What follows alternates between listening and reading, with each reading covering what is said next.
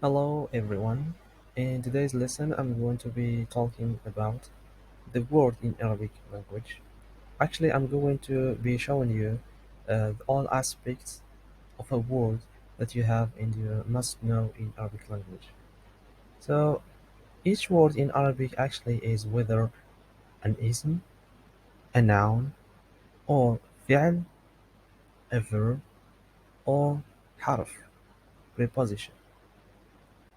Let's start with noun. Literally, it means a name. But grammatically, it means a noun. The three things we need to learn about nouns in Arabic are the state of the noun, the gender of the noun, finally, the number of the noun. The concept of noun state in Arabic is the same as that of English. We distinguish between definite noun and indefinite noun. When we say an indefinite noun, this means it refers to non-specific word. For example, a boy, ولد. When we say ولد or a boy, this means we don't know which boy we are talking about. Whereas definite noun refers to a specific word. Nouns in Arabic are indefinite by default. For example, we have a boy, ولد, madrasa, a school, سيارة, a car, etc. Now, in order for a noun to become definite, it needs to fulfill one of the following conditions. The first one is to be a proper name. For example, Ali, Muhammad, Umar, Mary, Maryam, etc. All these words or nouns are definite because they are proper names. The second condition is to add al at the beginning of the indefinite noun. Al in Arabic plays the role of the in English. الطفل, the boy. المدرسة, the school. المسجد, the mosque. The third condition is to add a construct name or a construct noun. In Arabic, it's مضاف إليه. For example, the courtyard of the mosque is spacious. The courtyard of the mosque is spacious. If we say the courtyard is spacious, this means that we don't know which courtyard we are talking about. That's why we add the of the mosque. Now we know the courtyard of the mosque. The same goes for Arabic. فيناء, the courtyard of the mosque. المسجد واسع. Which فيناء؟ فيناء المسجد.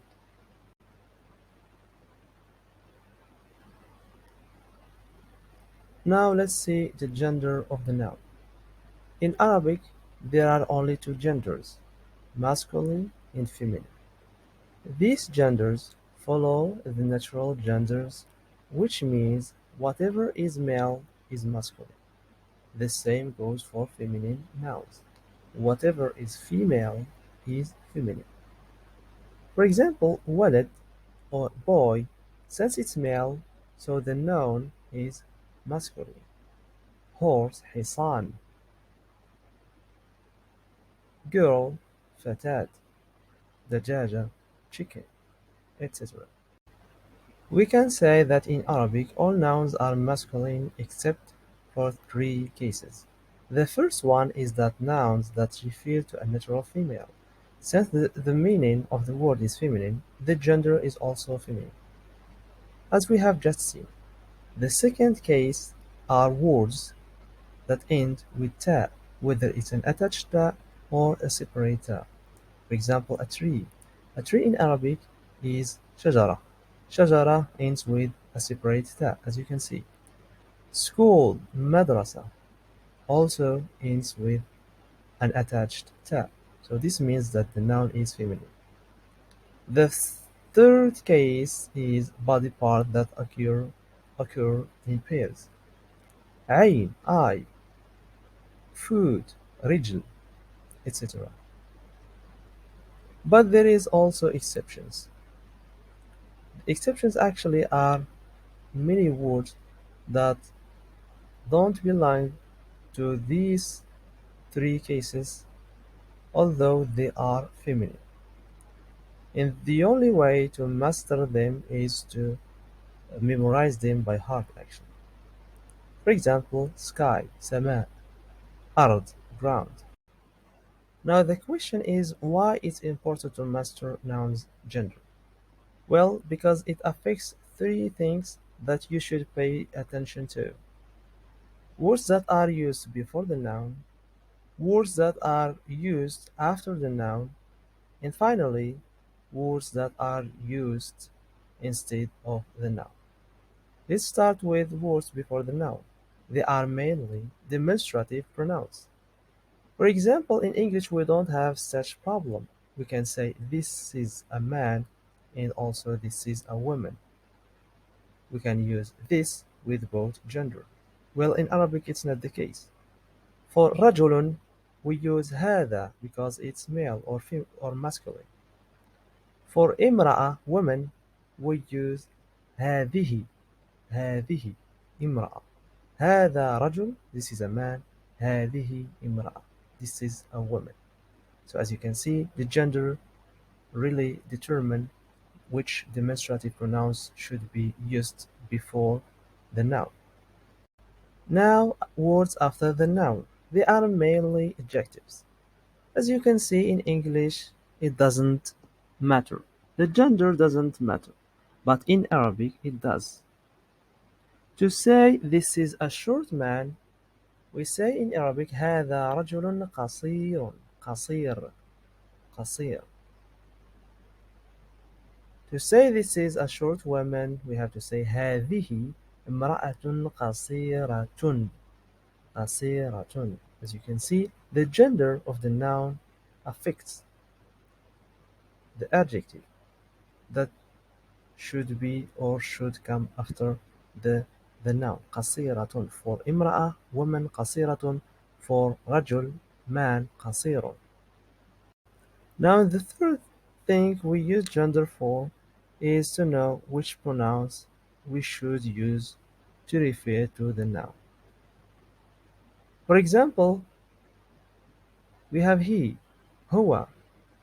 To say his or him or to refer to his or him we use ها, حرف الهاء, the letter of ها. For example, his book كتابه. So this who refers to or play the role of his, كتابه, his book. Or أخبرته, I told him. أخبرته, I told him.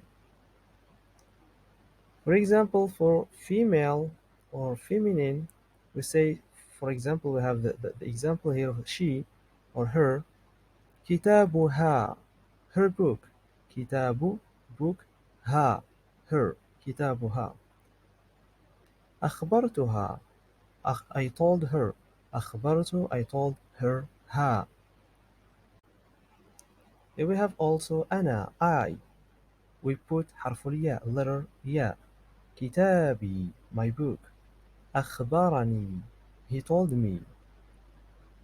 For أنت, you, we have two choices. كتابك, we say ka for male, and كتابك for female. Your book. كتابك or كتابك for female. Now let's move on to numbers. In Arabic, words can be whether singular, which means it equals 1. This is the basic form of the noun, and this is going to be your starting point if you want to add suffixes or prefixes to turn the noun into dual or plural form. And we have the dual form, it equals 2. So to use any noun in the dual form, you add a suffix at the end of the word. This suffix, like for singular form, we add for the first one we have an. We take the singular form and we add an, or we take the singular form and we add yin. For example, we have a man, رجل, man, رجل, رجلان, two men, رجلان, or رجلين, two men. Then we have امرأة, a woman, امرأة, a woman, and two women's two women امرأتان أو or امرأتين امرأتان or امرأتين. Now we have the plural. If you want to turn a noun into a plural form, there will be a distinction between masculine and feminine. Let's start with the masculine. We take the basic form, then we add yin or won.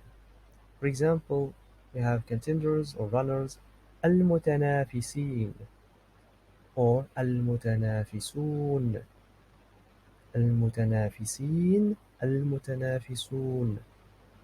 For feminine, we take the basic form, we remove ta at the end of the noun, we remove the ta. For example, we have معلمة, so we remove this ta and we add at معلمات, like teachers, women teachers, معلمات. But keep in mind that aside from what we have just seen, there are exceptions called broken plurals, which means they don't follow any rules and have to be memorized by heart. For example, we have a man is رجل in Arabic, a man, رجل, but men are رجال. رجال ليس رجلون. We didn't add woon or yeen, no. So it's totally different. It's an exception, and these words actually and these nouns should be memorized by heart, as I said. We have another example is مثال, example in Arabic. مثال, an example, مثال. The plural of example in Arabic. So English is examples, in Arabic أمثلة. أمثلة. Now that we are done with the noun in Arabic, and before continuing with the verbs and preposition, let's first talk about the case ending in Arabic, or what it's called i'rab. It's a sign that is found at the end of a word to indicate what function is in the sentence. For example, we have رأى عمر محمدا. Omar saw Muhammad. As you can see, we have fatha, or we have dhamma on ar-ra in Umar. So this means that Umar is the subject because we have this dhamma. And also for Muhammad we have fatha. We have fatha at the end or on a dal. So this means that Muhammada is the object. In the second example we change it. We put fatha on Umara and dhamma on Muhammad. It became Umara and Muhammad Muhammadu instead of Muhammada. That's why Muhammad became the subject and Umar became the object. Even although we kept the same structure. رأى عمر محمد. رأى is the action, is the verb, عمر is the object, and Muhammadu is the subject. Now before we move on to verbs in Arabic, let's review what we have seen so far. We have ولد. So the state of ولد is great, indefinite. Why? Because we don't know which ولد we are talking about, which boy. ولد, boy, a boy. The gender is masculine because is female. ولد, a boy, is male, so the noun is masculine. And it's singular, one boy. ولد واحد, ولد. The second word is المدرسة. المدرسة is definite. Why? Because we have al at the end. Al, as you can see in red.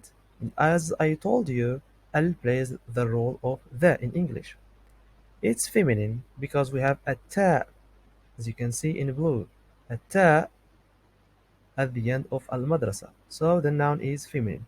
And of course it's singular because we are talking about one school, al-madrasa, the school. Al-muallimun is definite because we have al at the end. It's masculine because we have al-waw wan-noon at the end. Al-waw wan-noon are letters that we add to turn or to turn, for example, to turn a word or a noun into plural, but into a male or masculine plural. Al-waw wan-noon, al-muallimun. المعلمات teachers, like women teachers, المعلمات is indefinite and feminine. Why? Because we have at. At are letters that we add at the end of the noun to turn the noun into female or feminine plural. Great. Now let's move on to the verb. There are basically three main aspects of a verb, but actually in this video I will be satisfied only with two. I will show you two aspects and we will see the other aspects in coming videos. So let's start with pronouns. In Arabic, pronouns are whether separate pronouns. In Arabic, we call them الضمائر المنفصلة, separate pronouns. And we have attached pronouns, الضمائر المتصلة, attached pronouns, and hidden pronouns, الضمائر المستترة. Separate pronouns or الضمائر المنفصلة. We have أنا, I, أنت, you, like male form, أنت, you, female, أنتما, the dual, أنتم, you, masculine plural, أنتن, you, feminine plural, نحن, we, هو, he, هي, she, هما, they, but the dual form of course, and whom, they, but the masculine plural, and هن, they, but in the feminine plural. Now attached pronouns. Attached pronouns in Arabic are one of the common suffixes that always come at the end of the words, and they can be translated into objective pronouns or possessive pronouns. Objective pronouns, like in English we have me, him, her, them, us. For example, I told him. أخبرته. So الهاء here at the end of أخبرته is an attached pronoun. It plays the role of an objective pronoun. I told them أخبرتهم, the plural أخبرتهم. And when we have possessive pronouns, like in English we have my, his, her, their, our. سيارتي, my car. سيارتنا, our car. And now let's see the suffixes that should be added according to every pronouns, whether it's a possessive or an objective pronouns. So for example, we have for my we add aliya. So in Arabic, aliya refers to both possessive and objective pronouns. Kitabi, my book, we added aliya to the book, kitabi. Or he told me, هو أخبرني, أخبرني, told me. We have ka, which means you or yours. As you can see, كتابك, your book, or أخبارك, he told you. We added ka, and we have to pay attention here, guys, because ka refers to masculine singular. For feminine singular, we have to say ki, كتابك, your book, or أخبارك, he told you, with kasra, not fatha. كما, you or your, in dual form. كتابكما, your book. كتابكما, both of you, too. أخباركما, he told you, too. And we have kum for the masculine plural. كتابكم, or أخباركم. كتابكم, your book. أخباركم, he told you, masculine plural. And we have the suffix of kunna, you or your, feminine plural. كتابكن, like your book, girls. كتابكن يا بنات. So your book, girls. كتابكن. Or he told you, girls. أخبركن يا فتيات. أخبركن, feminine plural. We have na, كتابنا, our, or us, our book, our book. كتابنا. He told us. أخبرنا, he told us. أخبرنا. And we have الها, whether separate or attached ha, it plays the role of he and his. his book كتابه. He told him أخباره. And we have ها, which means her. كتابها, her book. كتابها, her book. And we have أخبرها, he told her. He told her. أخبرها. And we have هما, the dual form there. كتابهما, for example, their book. And then we have أخبرهما, he told them. Then we have هم, the feminine singular of their. كتابهم, their book. أخبرهم, he told them. And we have هن, feminine plural of their.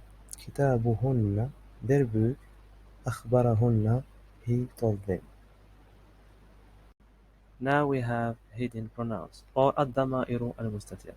So hidden pronouns are understood in the sentence without existing.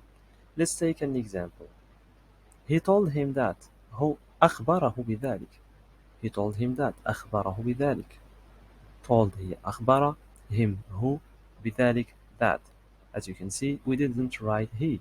So he in Arabic equals هو, but we didn't write هو. So هو in this example is a hidden pronoun.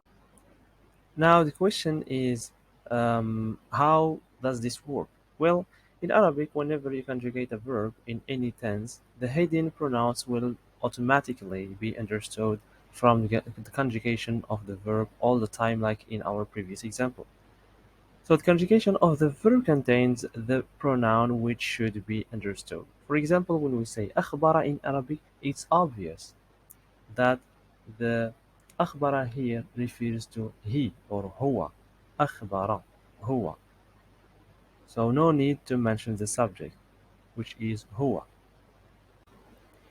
Now let's see the conjugation of verbs. Arabic verbs are conjugated into with a present, past, or imperative. And I want just to say something in this regard is that, as you can see, in Arabic there is no conjugation dedicated to future tense. It's like in English. In English, we only add will, I will do. We take the verb conjugated in the present tense and then we add will. The same goes for Arabic. We only add whether a prefix, which is sa, for example, أقول is I say, we add سأقول or سوف أقول. So to conjugate a verb in the past tense, we have to add some prefixes or suffixes to reflect the gender or the number or the other aspect of the verb. So let's take an example of the most common verb form in Arabic, which is فعل. He did. To say I did, we added a ta, فعلت. And of course, no need to mention the pronoun, which is أنا, I. I or أنا in Arabic is a hidden pronoun in this example. أنا فعلت. أنا فعلت. أنا فعلت. So to understand how does it work, let's take an example. Our example will be the verb سرق. And سرق belongs to the same verb form as فعل. سرق فعل. So the same verb form. أنا سرقت. I steal. We added the ta to أنا سرقت. أنت سرقت. You steal or you stole. You stole. Past, you stole. أنت سرقت. أنت يا علي. You Ali سرقت. You stole. أنت سرقتِ. The female or feminine form. أنت Mary سرقتِ. You stole. أنتما. The dual form. You Ali and Muhammad, you stole. Both of you. أنتما يا علي and Muhammad سرقتما. أنتم سرقتم. You stole. The plural masculine form. أنتم سرقتم. علي محمد عمر. أنتم سرقتم. You stole. أنتن سرقتن. The feminine plural form. أنتن سرقتن. فاطمة, Mary and Khadija. You stole. أنتن سرقتن. نحن سرقنا. We stole. هو سرق. He stole. هي سرقت. She stole. هما. The dual form. هما سرقا. علي and محمد سرقا. They stole. هم سرقوا. They stole. هن سرقن. The feminine masculine plural form. هن سرقن. And now let's continue with the same example and try to conjugate it into the present tense. المضارع.